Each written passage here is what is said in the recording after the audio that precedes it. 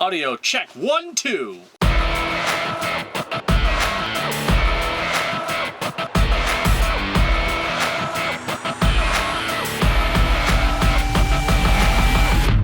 My name is Jamie Liebert, also known as Captain Manicorn. My name is Sandra, also known as Sandra. We're an American couple from America, and You're doing great.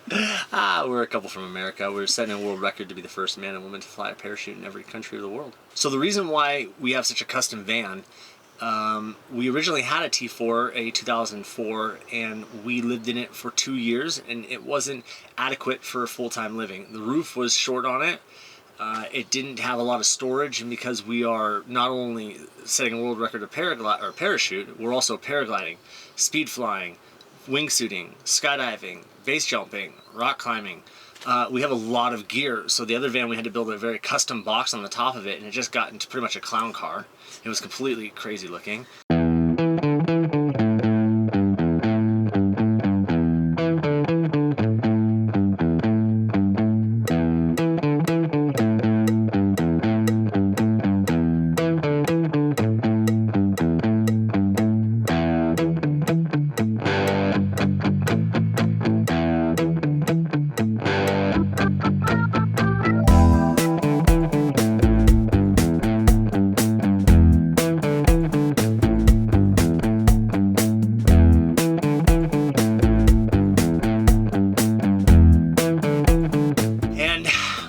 Know that we needed four-wheel drive. That was the big thing. We were limited to where we could go because we wanted to go further and further into nature and away from civilization and unexplored areas that other tourists might never get to see, and that was what our mission was. So we needed a vessel that could reach that goal. We reached this one from a guy named Yanni, and the rest is crazy.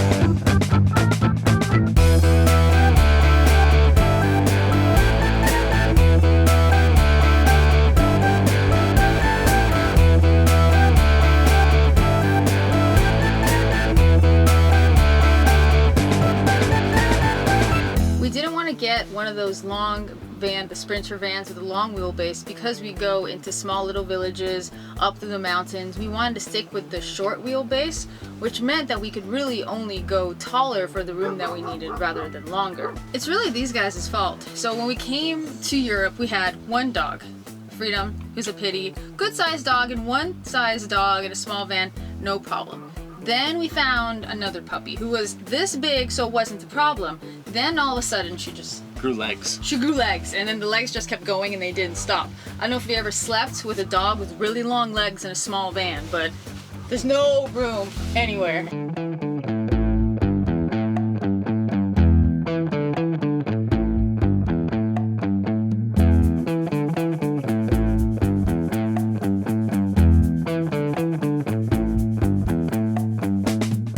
Finding her was what kind of started our mission to help animals along our journey. But now we had 2 dogs, a bajillion parachutes, and no room. So we're like, we need to do something different. So that was kind of the catalyst too. But mostly I blamed the dogs. From a technical aspect, there was limitations of where the old T4 could take me. It was a front wheel drive, it was turbo, it was diesel. I actually bought it for 1,800 euros from a wife of a deceased base jumper in Norway. It was a great deal. There was some issues with the paperwork, so that van, more than anything, we had to get it out of our name. So that's why we ended up chopping it in half and adding it to this one, because we wanted to register it in Romania, but they wanted like $3,000 for taxes. I only paid $1,800 for the van. So we ran into some point where it was not cost effective to keep the old vehicle. We had to get it out of our name, and we wanted to be able to go off-roading.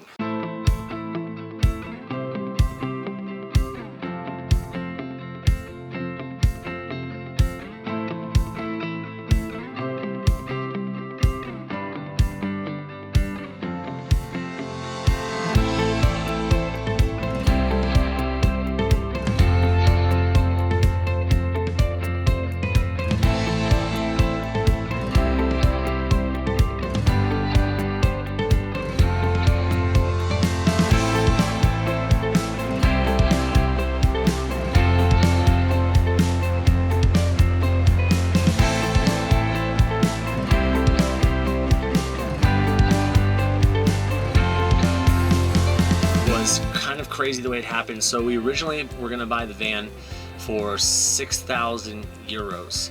It's a T4, it's 1991, it's awesome. The guy who was selling it to us, Yanni, we originally were just gonna put a roof box on the top and maybe cut the top to be able to put a bed up there or something. We didn't know what we were gonna do. It was gonna be simple. You know, we would have the stove in the back and the kitchen, like our old van. The guy that we bought it from was a world famous car designer. He's in his 60s, and he's crazy, but a good crazy. And he had this idea that no one in the world has ever built a sidewall pop-out on a T4 before. And it was his dream to do that design to the van we were buying. He just didn't have the time and had never gotten to it. It was an unfinished project. So when we came to him and we bought the van, he sat us down in his house with his chain cigarettes and he said, I have this crazy idea. I think that you guys should do it. It would be amazing to see my dream car and design out there traveling the world.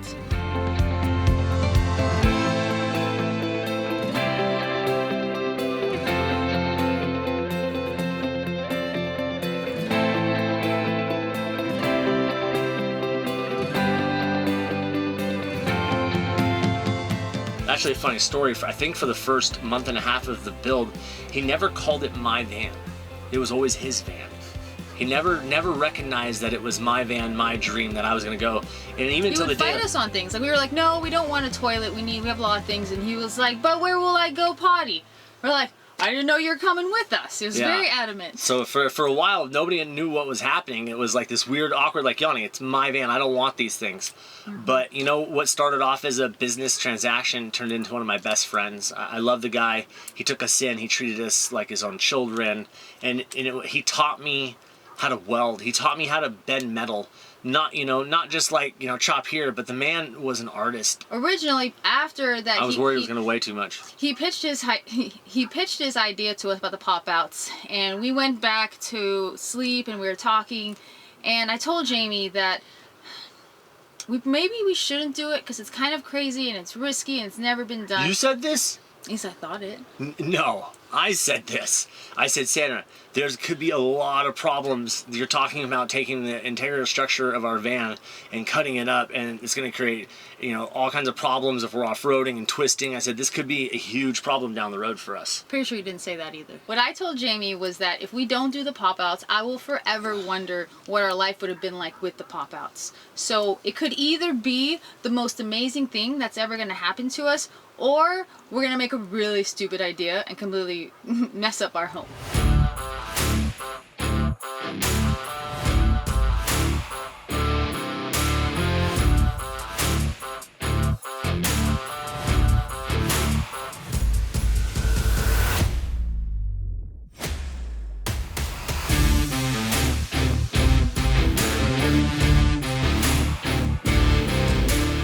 So we decided to go with the pop-outs. But it was this community that came together, because I can't just take credit for finding this van. Obviously, I don't know anybody in Greece, but we had a friend named Pepe who was a climbing friend who turned into a really good friend. She introduced us to somebody who introduced us to him. So it was like the community took care of us. I called her and said, hey, I have a problem.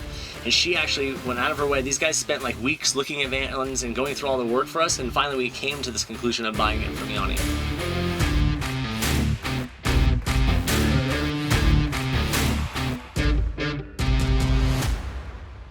Back to Yanni, he's the sign. I take no credit. Yes, he used me. I was pretty much a slave to him for 8 months.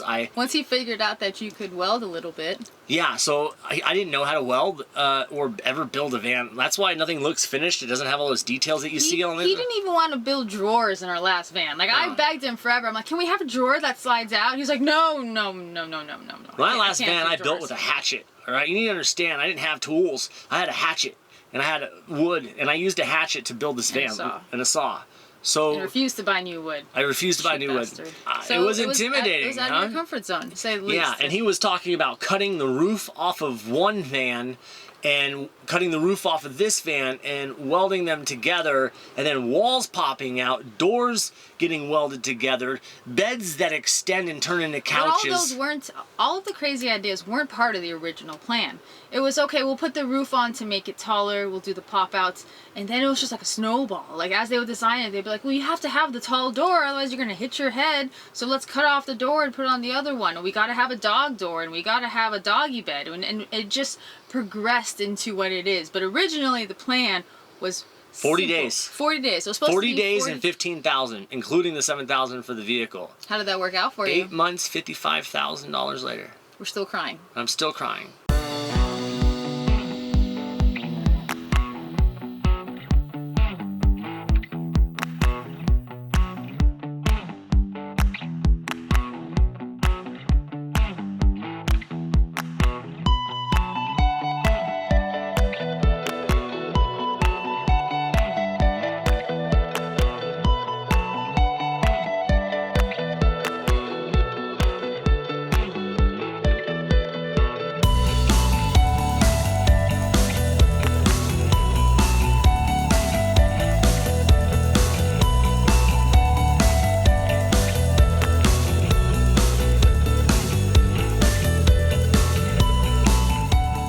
So back to Yanni, he changed my life. You know, it's one thing to help somebody build a van. It's another thing to help somebody build a home. And that's what Yanni did. He didn't build this as a van. He built it for our home. Every piece of metal in this van has a purpose. There's not one extra metal that serves its design. I know because I welded and cut it every piece. Every piece has a reason, and every piece wasn't done right the first time. It was done 10 times because I'm OCD and I don't know how to weld. And I don't know how to grind, and I don't know how to do any of these things. So imagine being OCD and having something that once you weld it, it's pretty permanent. You don't get to like, oh, I'm just gonna rebend that. You have to cut it and start over. So it became expensive, and every little piece was a learning, but I enjoyed parts of it when it was done. And Yanni and he's creative and he's OCD as well. So I didn't know about design. I didn't know about like having the curves follow the van. You know, I didn't understand this. This guy is, I can't emphasize this, he's a genius. Well, he's an architect. He's an architect originally, a home architect, designed bridges, he's an artist. His passion is cars, so he put those together to become an amazing designer.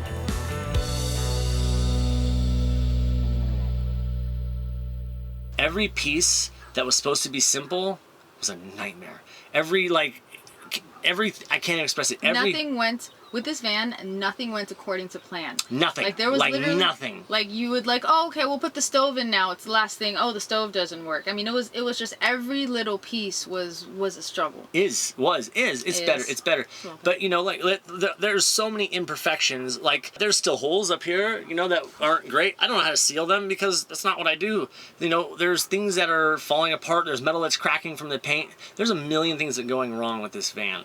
But that doesn't matter. Why? Because I can lay sideways in this motherfucker. I don't know if I can use profanity. Beep! But I can lay sideways in this thing. And ultimately, right now, I can stand up in this van. I can live in it. This is all storage above us. Above you is all storage. And then this is all living space. It has a dog bed that it has serves as a shoe bin. Also, it's a dog bed. It's a dog door. It's a table. This table comes out of the roof, so you can sit here in a horseshoe. I mean, it suits all of our needs. Being able to have enough room to live comfortably, being able to have the dogs comfortable, being able to work because we work remotely, being able to store all of our storage. So everything was designed to solve some sort of problem.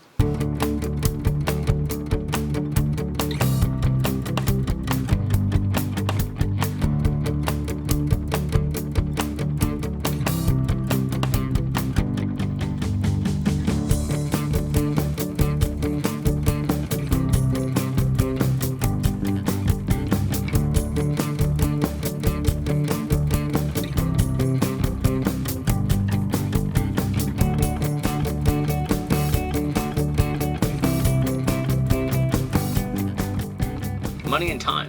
I lost my mind. Insanity. No, I lost my mind. It was the hardest thing I've ever done. I'd done 4 years in prison before, but at least in prison you could go outside and there was like, you knew the end date. You know, like I knew in 4 years I'd get out. So okay, you adapt to it. With this van, it was like never ending. Like 6 months into it, I couldn't see the end. It was so deep, and I was so deep in debt. Our credit card. There's no turning back. Yeah, we literally maxed out a $30,000 credit card to build this van, right? Like thank God for COVID, because they're doing like credit card relief right now, and we haven't had to pay it for a month. Like, that's where we're at with all of this, to keep it real. The hardest thing was my sanity. Towards the end, I was getting sick, and I wanted to get out, and I was finishing it, and it could have went on for 3 more months, 4 more months, 5 more months, 6 more months. Every day I was there, it was costing me $150. Welding tanks, metal, supplies, having people help with electronics, or helping people paint, or doing all these different things. I couldn't afford it, and I knew I couldn't afford it, and I had to keep going. I can't even express it. Literally, our life savings, credit card debt. She's working on building the Captain Manicorn show. I'm helping her with that. I can't even function at the end of the night from sucking in fumes all day from welding and grinding. Not like, hey, let's weld once in a while. I don't understand. You don't understand. I welded for 15 hours all 15-hour days, every day. 8 days a week.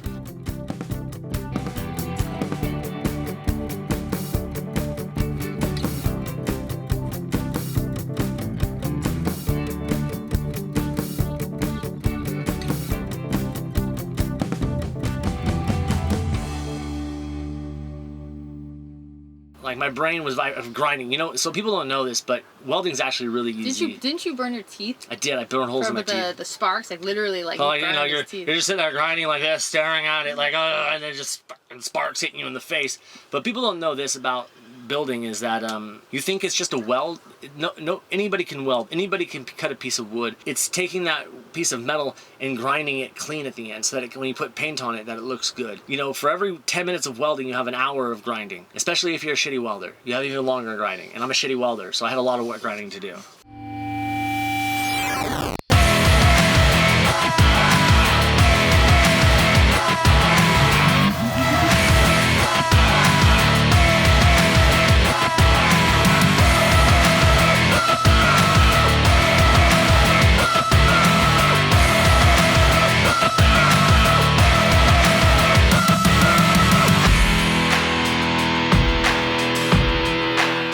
I can tell you that we're not only setting a world record to fly parachutes in every country of the world, but we're also setting a record to break down in every country of the world.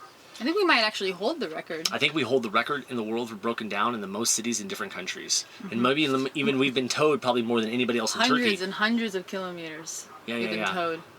So my experience is that this is a culture enriching experience, because the more you break down, the more people that need help to help you, and before you know it, hundreds of. We literally last week broke down because of the coil, and so I was making a left-hand turn in a city not too far from here, and it died.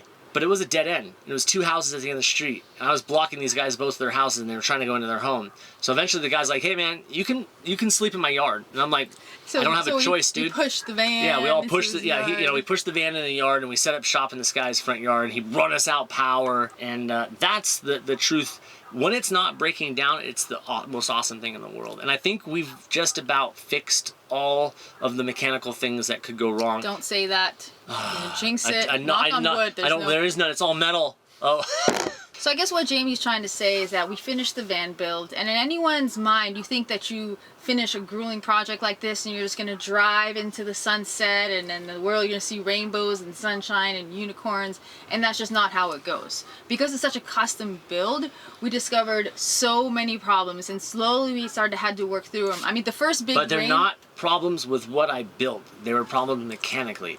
So, yeah, it leaks here and there, who cares? But like from the pop-outs, structural point, bending, things like that, everything did fantastic. It was the things that, it's a 91, right? So it had mechanical things, like that's what we're talking about. All of those things started going, and it was like every time I'd fix one thing, it was like a water pipe, right? I'd fix the leak here, another leak happened, and it's been happening for like 4 months straight.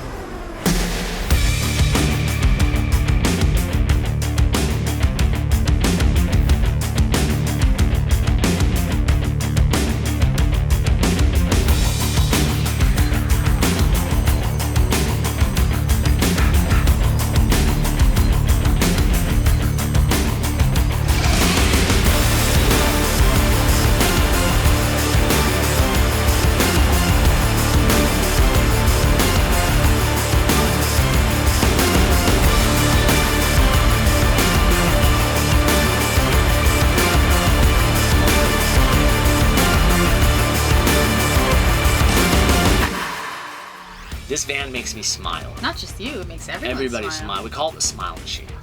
So that's internally what's happening inside. It killed a little bit of my soul, but it's being slowly rebuilt by watching all the children and people that we drive by smile, give us thumbs up. It literally creates smiles. And when I get out of the van and I'm flying by, looking at it or walking up to it, I go, I built that. That's pretty cool. You know, that's pretty cool. So it's a testament to the old theory of overcoming adversity. It's okay to struggle. It's okay to be unhappy. It's okay to be miserable while you're doing something because the reward is worth it. Now that I live in it, I love this van. I wouldn't trade it for the world. I truly believe this will be in a VW museum somewhere. You know what I mean? Because it's the first VW with T4 with sidewall pop-outs in the world. And it's pink and green. So, you know, it's almost like a woman. You can't live with them and you can't live without them. Usually at a service station in any random city. You can find us there. You can find us there. If you don't know where to find us. If you don't know where to find us, look up the local VW mechanic in any random city in the world and just dial and say, have you seen the Manicorn lately? So we're sharing our entire journey, the good, the bad, on social networks, Facebook, YouTube, Instagram. We don't really have a favorite. We just kind of put our stuff out everywhere. But if we had to pick one, we would like you to subscribe to our YouTube channel, Captain Manicorn Official on YouTube.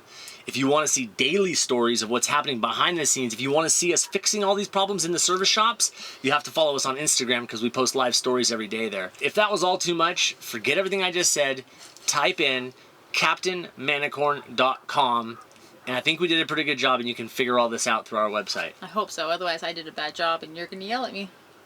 You know what? You probably did about as good job building the website as I did building this van.